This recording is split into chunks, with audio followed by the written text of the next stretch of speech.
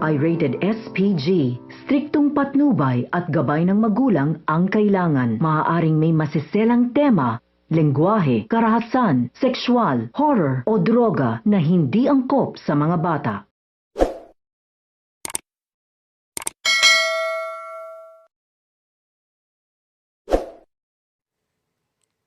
Narito po ang ating aabangan mamaya sa Born to Shine.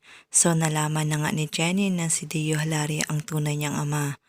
Medyo nagtampo nga sa kanyang nanay Menchie pero hindi niya magawang magalit dito dahil sa pagtago ng totoo dahil mahal na mahal niya umano ang kanyang nanay Menchie at wala umano magbabago.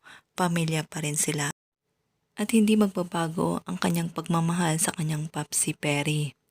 Samantala matapos malaman ni Jenny ang totoo ay agad na pumunta sa bahay ni Dara dahil gusto niyang makita ang kanyang lola Amelia. Pero hinarang siya ni Megan. Kahit pa man sa pagsusungit sa kanya ni Megan ay hindi nga nag-give up si Jenny. Patuloy pa rin ang pag-reach out niya kay Megan kahit pa man hindi siya pinakitaan ng mabuting pag-uugali. At ayun na nga, inaway nga siya ni Megan at nirescue naman siya ni Nate. Sinabihan ni Jenny si Nate na dapat hindi niya umano ginawa iyon. Tinanong siya ni Nate kung alam niya na ba ang totoo. Pero ayon kay Jenny, ayaw umano ni Dara na malaman ni Megan na magkapatid sila.